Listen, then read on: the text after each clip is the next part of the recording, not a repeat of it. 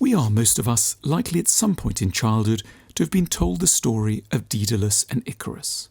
This ancient Greek myth, which dates back to the earliest days of civilization, introduces us to the gifted and canny architect Daedalus, who was imprisoned by evil King Minos in a tall tower in an isolated corner of Crete, together with his beloved son Icarus. Unwilling to spend the rest of his days in captivity, Daedalus constructed some wings by gluing together the feathers of passing birds with beeswax, and invited Icarus to join him on the window ledge in a bid for freedom. But with one caveat. If Icarus ever went too high, the sun's rays would turn the wax into liquid, and Icarus would be done for. After successfully negotiating a way through Cretan airspace, somewhere past Samos, despite his father's kindly and patient warnings, Icarus got carried away. The young man couldn't keep a handle on his joy. His wings fell apart, and he plunged into the sea just off the coast of a picturesque small island that honours his memory to this day, Icaria. The way we're typically told the story, the moral is weighted firmly in one direction.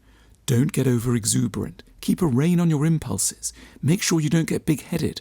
Don't show off. Calm yourself. The myth would not have entered the folklore of our species if this were not supremely sensible advice. Clearly, no good life is possible without a sharp awareness of the perils of egomania and of untempered raw appetite. But the very solidity of the message is at risk of blinding us to a crucial subsidiary idea lurking covertly within the narrative. This is not just a tale of pride and arrogance, not just a tale of getting too big for one's boots and of neglecting one's true position. It's also a story of hope, of necessary escape, of giving something a chance, of not remaining locked up forever at the whims of foolish authorities, of daring to plot an alternative. For every one person who jumps out of towers without sufficient self-control, there are, we should note, others, perhaps many others, who just as tragically stay in towers their whole lives long, not just in one room, but at the edge of a box within a cupboard under a bed, too frightened ever to accede to their own potency and freedom, too timid ever to dare to evade unfair restrictions, too cowed to bring themselves to imagine a better future. There are, when we look at the matter squarely, in fact, two morals in this central ancient Greek myth. The traditional one about the troubles of flying too close to the sun, and also, more quietly, the lesser-known one about the terrible risks of remaining a prisoner all one's life. There is a figure in this story to whom we should look for clues as to how we might handle the painful dichotomy at play.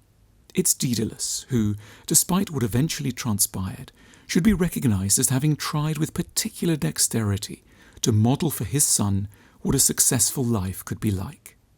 He didn't just warn Icarus of boundless dangers. He didn't just go on about how bold schemes never work out and how timidity is mandatory.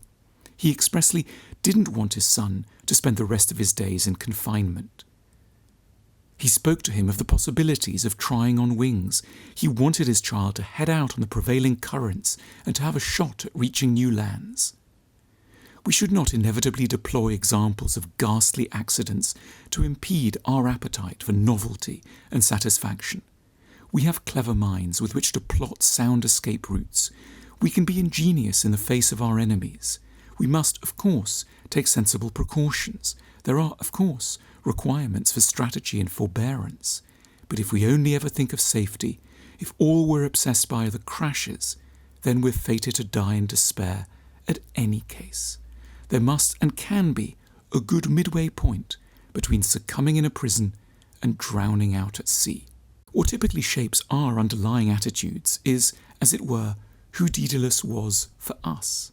There are fathers and mothers who talk to us gently and imaginatively about risks and returns. They discuss the downsides of overexcitement, but also of those of meekness. And then there are others who cannot countenance their children ever taking to the skies, perhaps because they still haven't worked out a way out of prison for themselves. We know a lot, maybe too much, about the catastrophes that can follow from ambition. We shouldn't allow ourselves to forget that whatever the fate of poor Icarus, there are always equally potent risks bound up with never pushing ourselves a little closer to our sun's vital and warming rays.